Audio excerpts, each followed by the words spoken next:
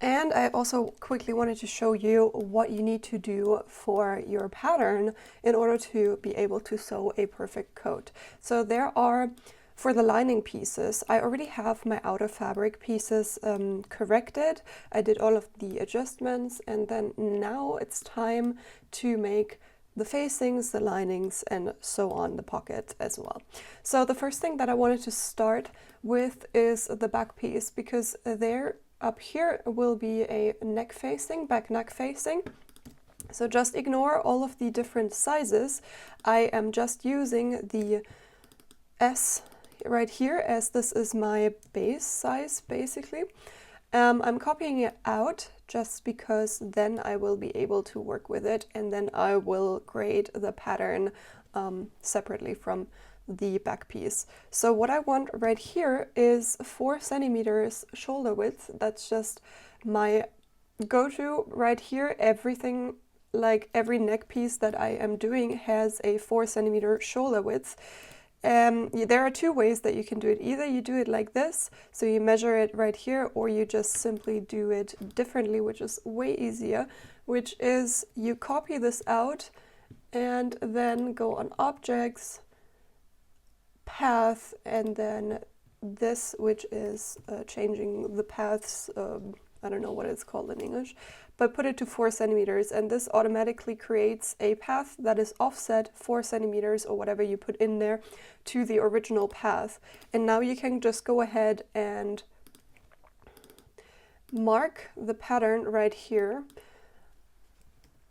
and cut it where the other line meets it. So now if you delete all of the other stuff, you have a pattern that is perfectly sized.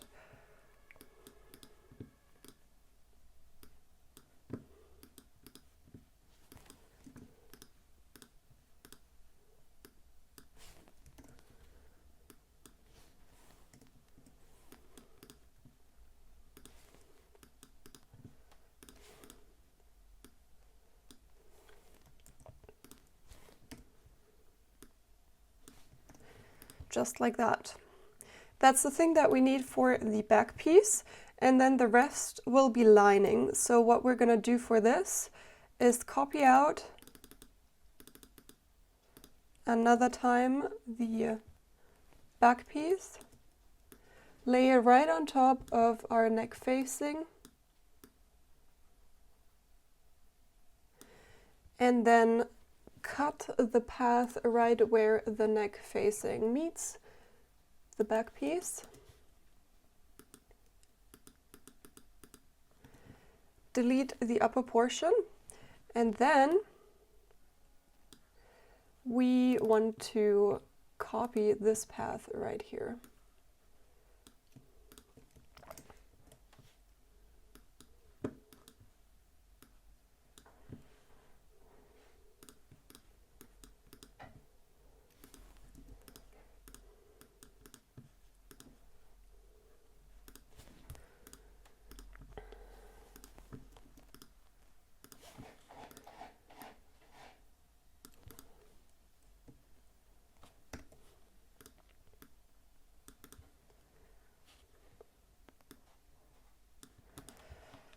The next thing that we need to do for the back piece is the fold that goes on the center back. That's just so that everything will like lay nicely and not tuck and like not pull when you're wearing the coat, which means that this line right here has to go out 1.5 centimeters, just like that. And now we can draw a line all the way down to the hem, just like that, which indicates that this is a fold. We can also go ahead and draw these curves onto the fold right there, because this will have to be sewn into the coat lining once we're manufacturing it. And that's almost done. Another thing is right here, we are going 2 centimeters up like this, so that we have more room, more space for movement, which is also really important. And now we can use this right here, group it, and we can go ahead and grade this piece as well. Next thing that we'll do is the front piece. The front piece will have to divide into 2 separate things, which is the facing and the lining. So the first thing that we'll do, let me just put a background.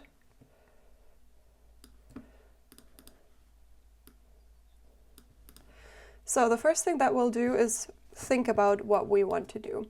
So I have 4 centimeters on the shoulder for the neck facing right here, the back neck facing.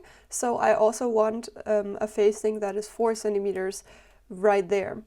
But we have a dart in the front right there, which could be a problem. As we're working with thicker fabrics, we might not want that. And then there's 2 options that we can do. We can either copy out the piece as it is with the dart, or the second option, what we're going to do here, take 4 centimeters right there and make a nice curve to somewhere down into the hem. Maybe like, not like that, maybe like this. And make this here our facing. And what we want to do here, we will take out the dart. Now we do that by putting the dart into this line right here. So we have an angle point right there. With Illustrator, I don't know really how good that works, but basically what we want to do is cut it right here and cut right here, and also cut this here, and then take all of this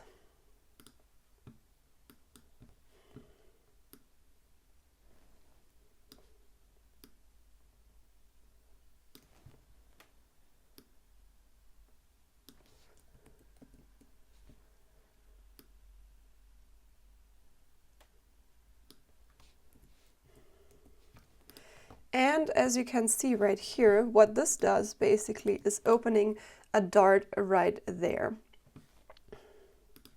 We should have copied this out first so that this here stays as it was, but that's fine.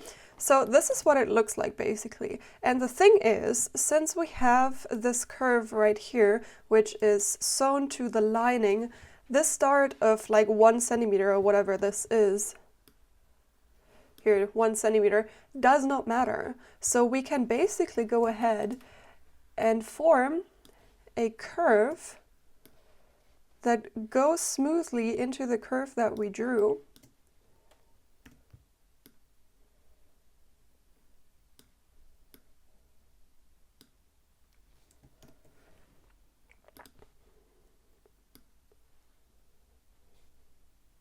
Just like that, you see, and then delete all of the remaining stuff. So this we don't need anymore. We have this piece right there, which is our facing with the closed dart and this 1 centimeter width, which like ease, and this 1 centimeter fullness right here, which we don't need, which does not matter in this big of a space. And then we have the separate other part, which is the lining right here on the other side.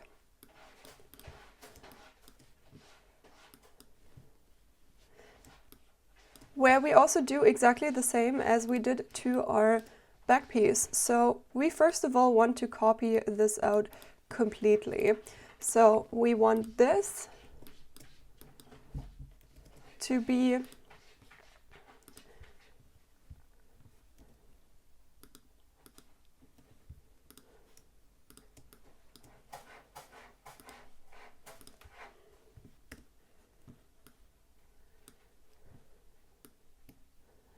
to be able to move to the right. We can delete the pocket, and that leaves us with two pieces.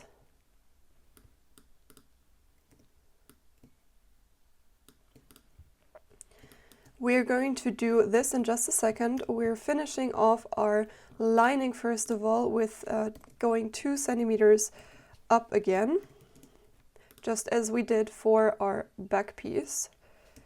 Now this is done, and for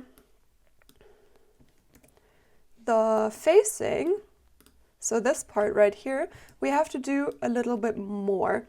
This here is our fold line, which means that the facing will be folded outwards onto our front piece. So all of this here is going to be the visible part in the end. So in order for the fabric to lay nicely, we want to help it basically. And we do that by making a tiny bit more room for the fold.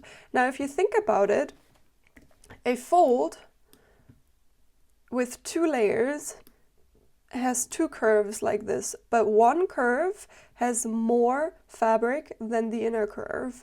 This right here is the outer curve. So basically what we want to give is the facing, the collar right here, a tiny bit more fabric so it curves nicely on the folding line.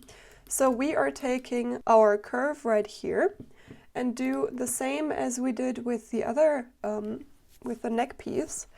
We are changing, not that big, but like 5 millimeters, the path right here, and we're going to ease it back into this right there. So once, and the same goes to like right here where the fold ends. We want to have the same corner point as before. So I'm just going to cut out the space that we need, and now we are going to ease the fabric into the original path. Same goes to right here. Just like that. And then we can go ahead and delete the original path.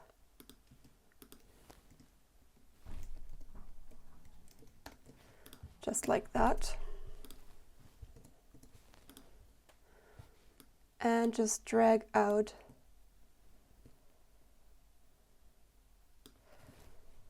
with measuring everything. So this is 3.8.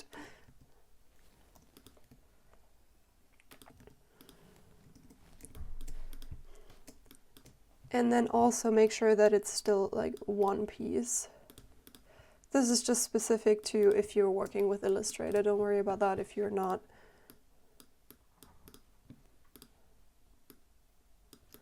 Just like that. And we're doing exactly the opposite for this line down here, because here the outer piece, so the normal front piece, this here, needs to be visible, and this needs to be tucked on the inside. So we do exactly the same, but inverted. And we're going to cut right here and delete the rest. And now we want to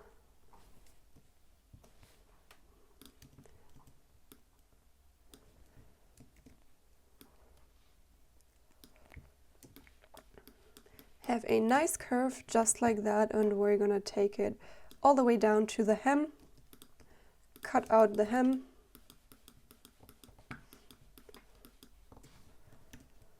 and cut out this piece right here. And now we can go ahead and make it one whole piece again.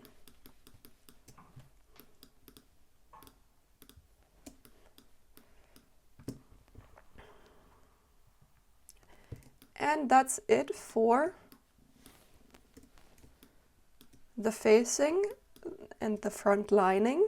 The facing, the hem facing to our front and back pieces. So what this makes is we're going to add 4 centimeters to our front and back pieces, which then get folded up.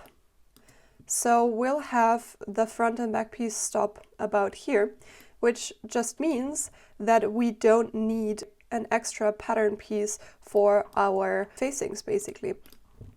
So this leaves us though with the front facing being too long, because this here used to be the same hem as this here before we put the 4 centimeters on. But now there will be the front piece, and that folds up 4 centimeters right here. So this piece right here needs to be 4 centimeters less in order to fit onto the front piece with the included facing right here. So we need to cut only the facing, the front facing, not the lining, 4 centimeters. This is rather easy.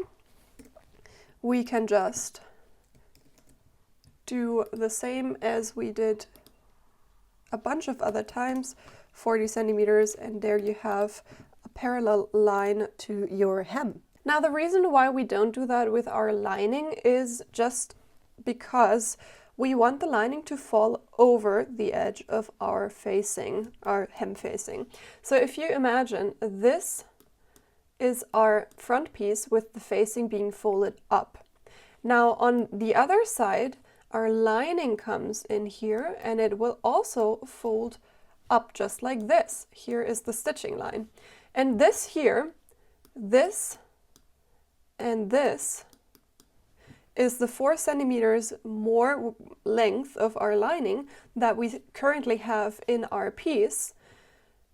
And that is perfect because it goes down 2 centimeters and goes up 2 centimeters as well. So it has like this 2 by 2 fold, which is not visible from the outside, but makes the coat fall really, really nicely in the length. So if you don't have that, the lining can easily just pull up from the inside and prevent the coat from falling in a nice and even way. So we want this full length, independent on the 4 centimeters that we put onto our front and back pieces. Now, as you can see here, I already prepared the pockets. My recording just stopped, so I'm very sorry, but it's very simple. I just copied out the flap for the pocket and mirrored it. So this is 5 centimeters and then a fold line and then another 5 centimeters.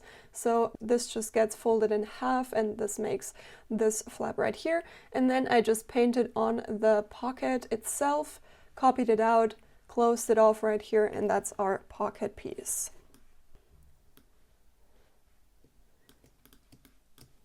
So with the collar itself, the lining more or less, or like the facing of the collar, is the outer collar. So with the collar itself, you have 2 pieces, both of them, or like 4 pieces, I guess. Both of them are made out of the outer fabric, of course.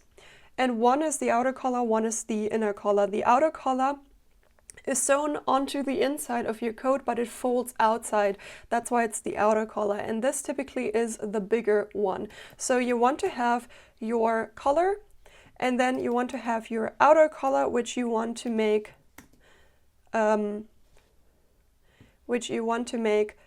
millimeters, in my case, bigger. So I'm just thinking about what's the best option to do this.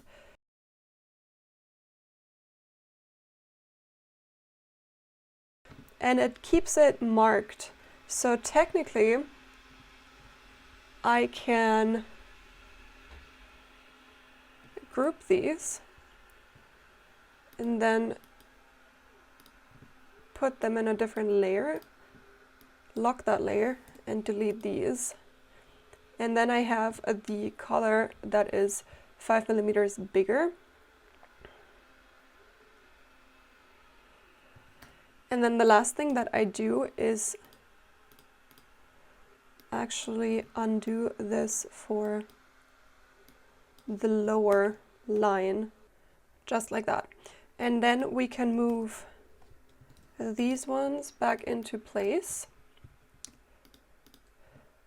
Quickly lock those, go 5 millimeters to the left, and these should mark the correct spot again, and these ones go 5 millimeters to the right. And this is the outer color, perfectly fine. And down here we are going to just go to the left and to the right by 5 millimeters as well, but we don't want to put any width into this length right here, and also not into this width. So basically what we want to do is just move the edge right here by 5 millimeters so that everything still fits together.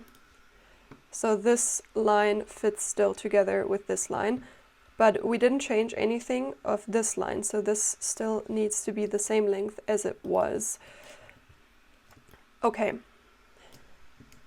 And then the last thing is our sleeve. So the first thing that we want to do with our sleeves is actually copy them out graded already, because we're not going to change too much. Just like that. And then we are going to take our outer sleeves and add 40 millimeters, so 4 centimeters facing to them again. And now this here, we're just going to leave it as is. Same thing applies to the lining right here. We also want that fold in the hem, but we are going to go 2 centimeters up right there in the edge, also here, just as we did with our lining here and here. That's also just for movement. If we had shoulder pads, we would also need to adjust the height here in the lining. So the width, or like the diameter of the shoulder pads, we would need to go down in the lining.